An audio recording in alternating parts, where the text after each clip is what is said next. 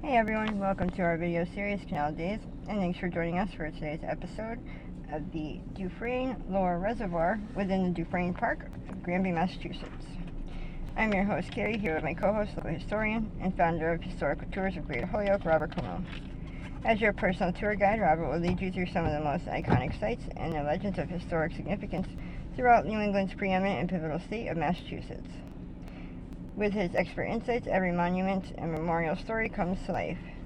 Afterwards, don't forget to check out his website, holyokecanaltour.org, to access the full Canal Days video and podcast series. Also, check out his free in-person public tours he offers throughout Western Mass and the 2025 schedule for these special events. You can also book personalized private tours for groups of all sizes, tailored to your interests. And to discover all that and much more, log on to holyokecanaltour.org. So, explain why the reservoir was originally created. It was down here, this reservoir on the base of Dufresne Park, created in order to get water into where the cows could use it. And they had dairy cows, especially Swiss brown cows.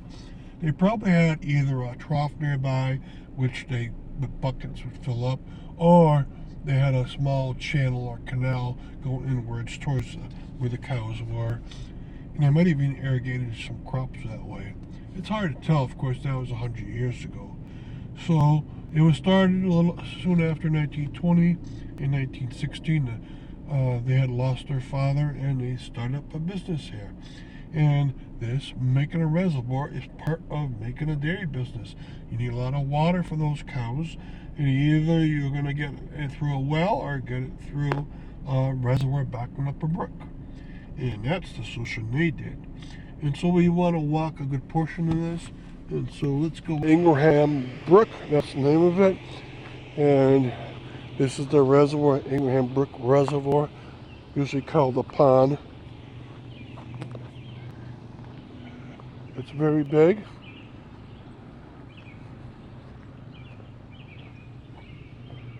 Okay, and we're going to walk at least this side up to the dam for the reservoir and talk about its properties.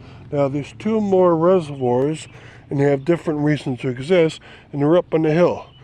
You have to go up about maybe 3/4 of a mile up to get to the highest one, and not quite as much to get to the lower one, but this is the third one and by far the biggest. It has the biggest dam, and it was the one that was heavily used. It was used to drink water, to serve the crops, and to serve the many cattle. And nowadays it's a very pleasant location. Now during the 1920s, by the end, they started using it for social functions on this side. And I described that in another video that I make for Dufresne Park. They also had their Boys and Girl Scouts expeditions for a few days each year. Holyoke and South Hadley would bring out their Boy Scout groups. They would also have church groups out here for day trips, and that was in the pavilions. And they also had a milk selling business, included delivery by trucks, but also they had a store at the very edge of the highway. They'd taken that store with a beautiful extra large milk jug to serve out of, and they put it on the exact opposite side of the park, so it still exists.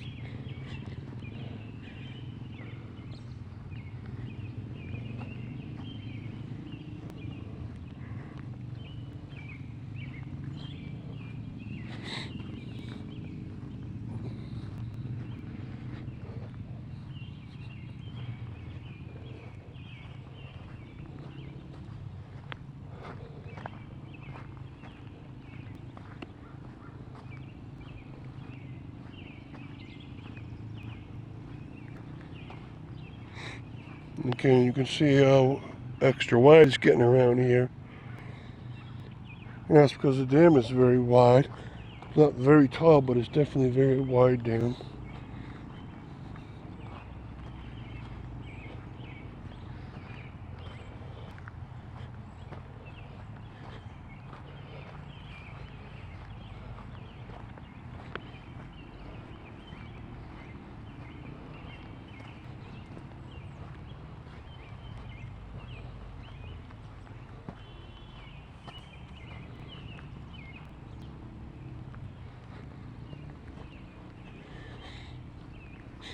Okay, so finally we come up to very close to this dam, and we're hearing finally the sound of water flowing. So this is not a pond or a lake, it's a reservoir. And you can see how some of it functions from here. They have this V-shaped. They're trying to collect some of the water through here and into a culvert or tunnel that goes below this roadway. And you can come see the fall right there. So that's the spillway for this reservoir. Okay, and where does it go? It goes under here and then under this side of the roadway. Okay, and that's the flowing out of Ingraham Brook. Ingraham was probably a farmer in this area in the 1800s, and it was named after him. I would bet that the dam is more likely from the Dufresne era than rather the Ingraham era. Okay, so the whole roadway here is the dam itself. It seems to be part concrete. You can see the concrete embedded with some pebbles right there. But then underneath probably earthen behind it. So it's concrete backed by earthen. And so it's both at the same time.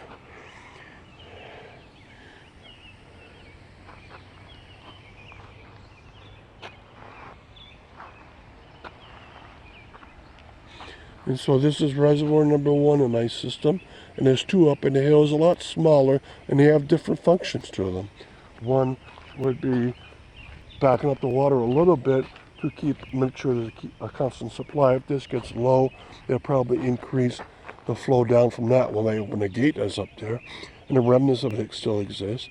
And the other one a little bit further down from that, so downstream, is probably to slow down the rate of the water so the sediment doesn't get kicked up into the reservoirs. And so it's released a lot cleaner than it should be. And that's great because if it's going to be partially drinking water, you don't want sediments being kicked up.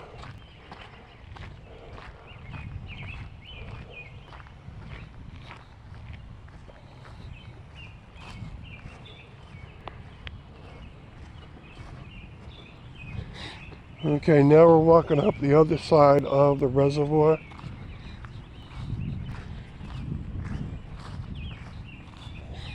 And it's a very long reservoir, so it goes up towards the woods area, you see, and then it cuts to somewhat to the left, right at deep, about 100 yards deep into the woods.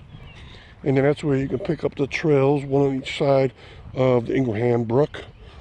And you can walk up and you can analyze the features of the reservoirs and the dams that are up there.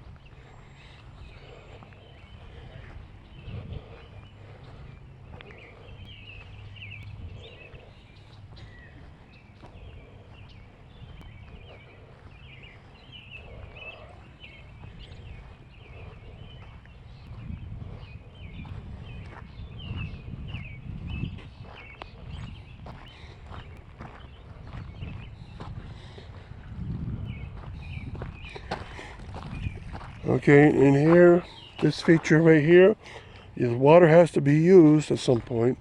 And so I wonder if this isn't part of the Ingraham / Dufresne farm irrigation system coming off of this brook. It would have been a lot lower. As you see, they're trying to fill it in with large concrete. But you see, it's lowered here. And so this might have been going in toward the farm, towards where the cows were kept.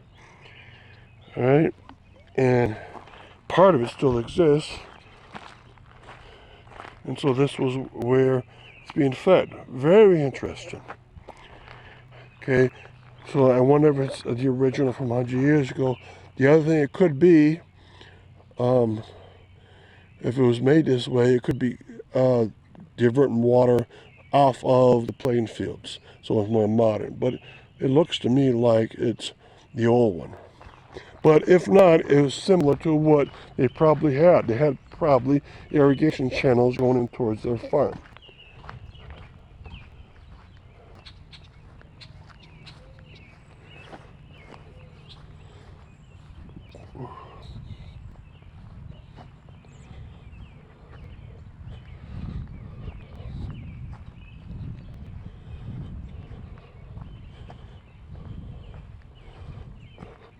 So it's quite beautiful, of course. You can see the waterfowl out there and some lily pads. And at the edge of the woods, it keeps going inwards. And it finally meets up with Ingraham Brook, which flows in this direction to fill this up.